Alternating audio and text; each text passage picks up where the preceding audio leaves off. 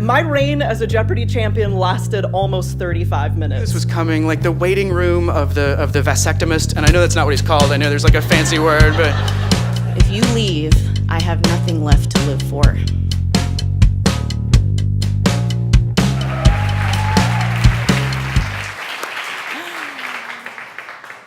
So in every good pop song, there's this hook. And it's like this little section of music that is perfectly designed to addict your brain. And you've all had the experience when it gets caught in your head that this can get like really annoying. And I had no idea that one of those little song segments would be the soundtrack of one of the most challenging transformations of my life.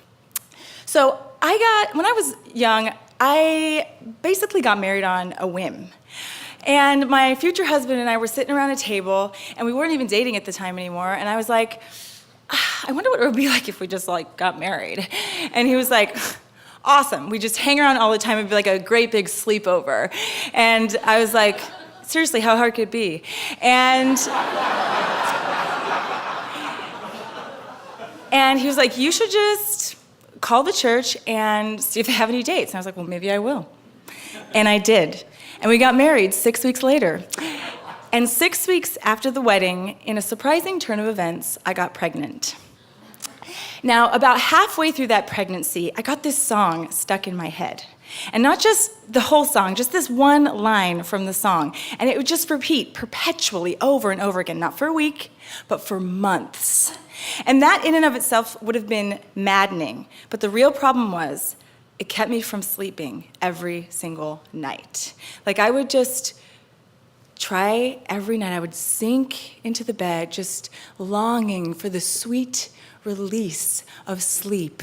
And without fail, as if on cue, when I'd get my head close to the pillow and be on the cusp of falling into it, it'd be like, tell me why, tell me why, tell me why, tell me why, tell me why. I just would not stop. And right about this exact same time, I started having like this crisis. I started freaking out about how many changes were happening so quickly in my life. And my internal monologue took on the whiny tone of this boy band.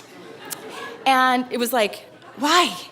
Why did I get married so young? Like, why did I marry him? Why did I think I could live with another human? Why are we bringing a child into this mess? And I would just rail, and I'd call my mom, I'd be like, and furthermore, Mom, why do people even have children? I mean, they just grow up, and they resent everything you've ever done to them, and they blame you for everything, every mistake you've ever made, and then they call their brothers and sisters and talk behind your back and make fun of the way you say Quiznos. And my mom was like, you make fun of the way I say Quiznos? Yeah, Mom, because it's Quiznos. So she's like, well, Rebekah, I still love you. And you will love this baby. So the day that I go into labor, I send my husband to the store to get me the new Harry Potter book, because I am like, hey, I'm just gonna do a little light reading in between contractions of this natural home birth. So, about 10 hours later, I'm on my hands and knees, vomiting with every single contraction, and the thought occurs to me, I don't think you're gonna get to the goblet of fire today. And the only way that I can describe to you how painful my first labor was is to tell you that for the first time in 4 months, it was the only thing powerful enough to banish the Backstreet Boys from my brain. After 26 hours of excruciating labor, they finally put the baby in my arms, and I looked down at my daughter. And I'm so destroyed that I have a really hard time connecting to her.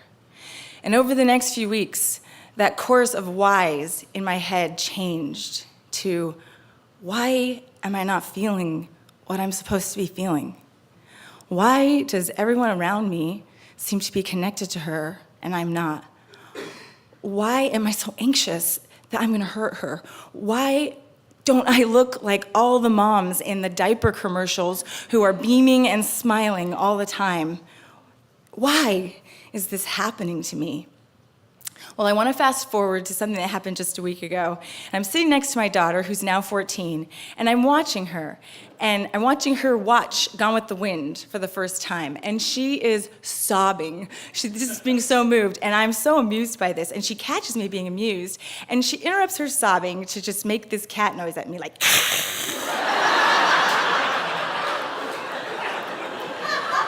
And I start laughing. And then she says, actually, Mom, my friends are always making fun of how emotional I get in movies, and I always just go, and I was like, oh my gosh, that is so weird and so funny. And then a few minutes later, she says, I totally just made that up. I've never done that to my friends before. And I get this deep, satisfying feeling that's like, man, I just get you. So I know a few things. One, my mom was right. I would love my baby. And it was unexpected the way that happened, and for some people it happens immediately. And for me, I had 2 or 3 months of darkness and confusion, and it wasn't until I stopped railing against that I started noticing these small moments, and over time they just distilled into this potent love and connection. Another thing I know is that I was so hooked on getting the answers to why that I actually made the situation harder. And that was the best lesson I learned. And actually, it was the lesson that helped me become a mother. And the final thing I know, and I know this for sure, the Backstreet Boys suck. Thanks.